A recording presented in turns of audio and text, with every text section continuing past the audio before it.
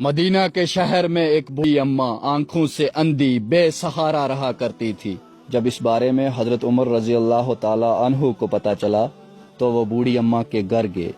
کہا، اماں میں عمر ہوں، خطاب کا بیٹا۔ اماں نے کہا، اچھا بتاؤ تم میرے گھر کیوں آئے ہو؟ فرمایا، اماں آپ بوڑھی ہو، بے سہارا ہو، آنکھوں سے نابینا ہو، میں آپ کی مدد کرنا چاہتا ہوں۔ اماں نے پوچھا، آپ میری کیا مدد کرنا چاہتے ہو؟ فرمایا، میں روزانہ آپ کے گھر آیا کروں گا، برتن دھو دیا کروں گا، جھاڑو لگا دیا کروں گا، پانی لا کے دے دیا کروں گا۔ اس بوڑھی اماں نے مسکرا کے جواب دیا، نہیں تم رہنے دو۔ حضرت عمر کہنے لگے، کیوں اماں، مجھے موقع دو، میں آپ کی مدد کرنا چاہتا ہوں۔ بوڑھی اماں نے جواب دیا کہ پچھلے 3 سال سے ایک آدمی روزانہ یہاں آتا ہے اور یہ سارے کام کر کے چلا جاتا ہے۔ حضرت عمر کہنے لگے، آج کے بعد یہ سارے کام میں کروں گا، آپ اس آدمی کو آنے سے منع کر دو۔ تو اماں نے انکار کر دیا، کہا نہیں وہ بہتر ہے۔ حضرت عمر رضی اللہ تعالی عنہ پریشان ہو گئے اور کہا، وہ کیسے بہتر ہے؟ کیا فرق ہے اس میں اور مجھ میں؟ تو اماں نے کہا، بہت فرق ہے۔ تم آتے ہی کہتے ہو میں عمر خطاب کا بیٹا، اور وہ پچھلے 3 سال سے یہاں آتا ہے، میرے ہزاروں کام کر کے چلا جاتا ہے اور اپنا نام تک نہیں بتایا اس نے۔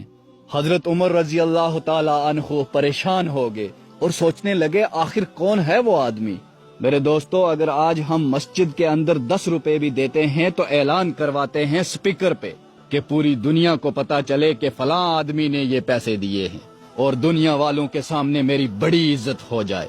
اگر ہم کسی کے ساتھ ذرا سا حسن سلوک کرتے ہیں تو پوری دنیا میں ڈنڈورا پیٹنے لگتے ہیں کہ ہم بڑے ہی اچھے ہیں، لیکن جو صرف خدا کی رضا کے لیے کام کرتے ہیں وہ کتنے خاموش ہوتے ہیں۔ حضرت عمر رضی اللہ تعالی عنہ اس بوڑھی اماں کے گھر کے سامنے جھاڑیوں میں چھپ گئے اور دیکھنے لگے کہ آخر وہ آدمی کون ہے جو اس بوڑھی اماں کے گھر روز آتا ہے، آخر وہ کون ہے جو مجھ سے بھی بہتر ہے۔ پورا دن گزر گیا، کوئی دکھائی نہیں دیا۔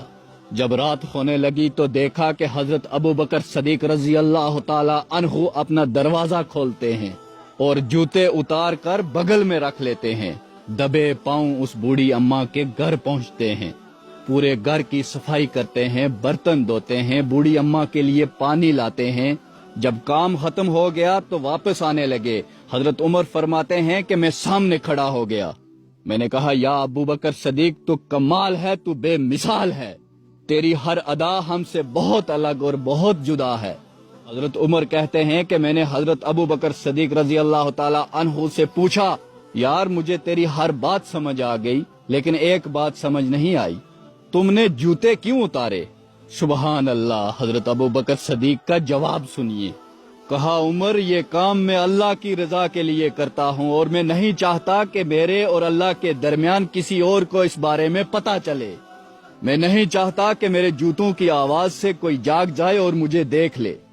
لیکن آج کے زمانے کا حال کچھ یوں ہے کہ ہم جمعے کی نماز پڑھنے جاتے ہیں تو سپیکر پہ مولانا صاحب اعلان کر رہے ہوتے ہیں، فلاں سیٹھ نے ہمیں یہ دیا، فلاں صاحب نے ہمیں یہ دیا۔ استغفر اللہ!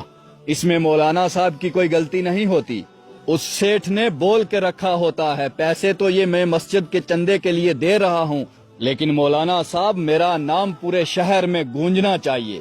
میرے دوستو، اگر اللہ کی رضا کے لیے کچھ کرنا ہے تو اس طرح کرو کہ تمہارے اور اللہ کے بیچ کسی کو بھی پتہ نہ چلے۔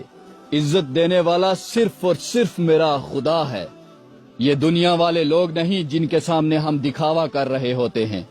یہ زندگی تو چند لمحوں کی ہے، اس میں رکھا کیا ہے؟ آنکھ جھپکنے سے کم وقت میں ہم ایک جہاں سے دوسرے جہاں میں پہنچ جاتے ہیں، جہاں موت کو بھی مینڈک کی شکل میں ذبح کر دیا جائے گا، پھر موت کبھی نہ آئے گی۔